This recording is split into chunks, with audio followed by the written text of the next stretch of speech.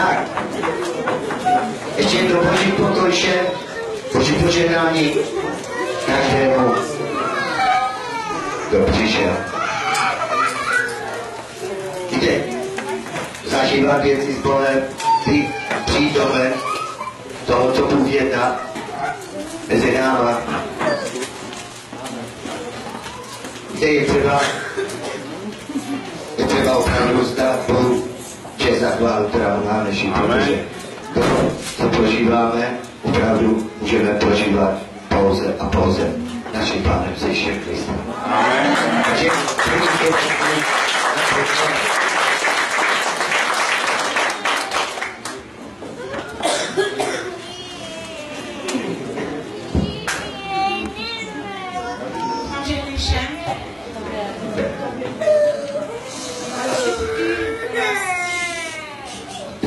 Když si jestli takový prostě pro nás naši otázky je ten největší zázrak.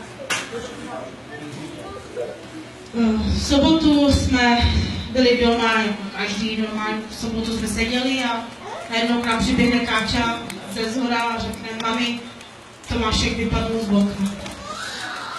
Já jsem se na ní podívala a říkám, ne, co mluvíš? A ona začala brečet a říkám, ne mami, Tomášek vypadl z okna. Tak jsem se podívala z okna a on tam ležel. Tak jsme vyběhli ven. A on tam ležel a já jsem se podívala, se nehybala, ani nebrčela. Já jsem se v tu chvíli řekla a já neumřel jsem. Šla jsem k němu blíž a říkám, Tommy, a nereagoval prostě. Říkám, Tommy. A jak mě viděl, začal brečet a já jsem říkala, chvála Bohu, že brečíš. Tam naše sousedka nám pomohla prostě, že hnedka volali záchranku. Záchranka byla během minuty.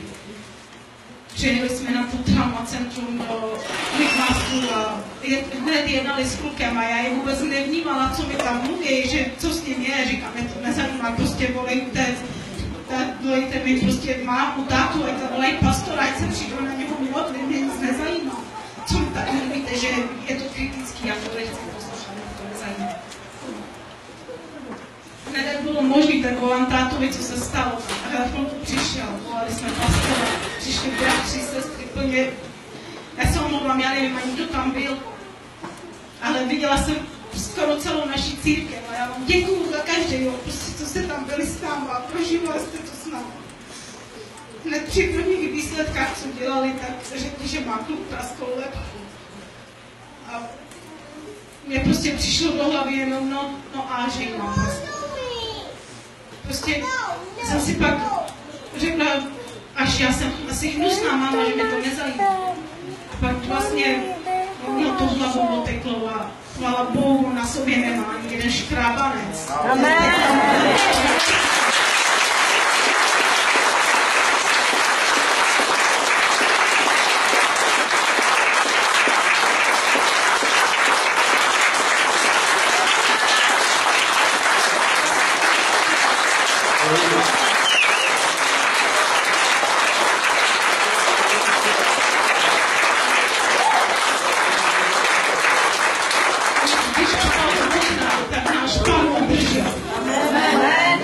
Protože doktoři to nechápali, že mu nic není. A já říkám, to ani nemůžete pochopit, protože nevěříte Boha.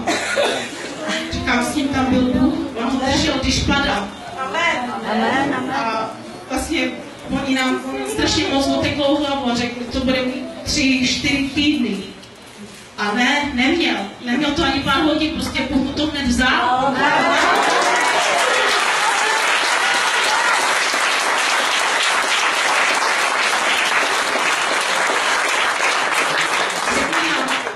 Váš syn tady bude minimálně 2-3 týdny ležet.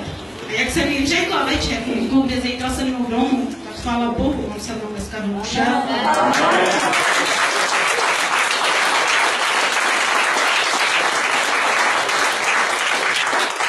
Chci říct jenom tohle, že opravdu já nevím, prostě byly to těžké chvíle, ale prostě Bůh mi dal takový pokoj do mě a takovou jistotu, že mě to ani prostě nepřišlo. A vlastně, když už jsme seděli doma, a já říkám, ty vole děti, jemu šlo o život. Já jsem to ani nepostřehla prostě. A když jsem šla pak ještě v noci, jsem se šla na něho podívat, tak on mi říká, mami, jdeme domů, říkám, jo, jdeme. A prostě já chci poděkovat Bohu, že tam byl s ním celou dobu, vám, že jste se modlili, že prostě to fungovalo během vteřiny, vy jste se pomodlili a kluk otevřel oči. Tak pokud jsme se modlili znova, kluk už chtěl jít domů. To bylo tak rychlý, že my jsme to ani nepostřeli, že to bylo prostě, že nám to fakt Bůh dal něco nádherného, že nám dal prostě vlastně našeho syna znovu. Tak se nám narodil včera znovu. Že to ani nikdo nechápal, policajti to nechápali, že on vyvázl úplně bez zranění. Když nás vyslýchali, tak ten policajt říká, já to nedokážu pochopit. A já mu říkám, věříš Boha? A on jo, věřím, říkám, asi málo.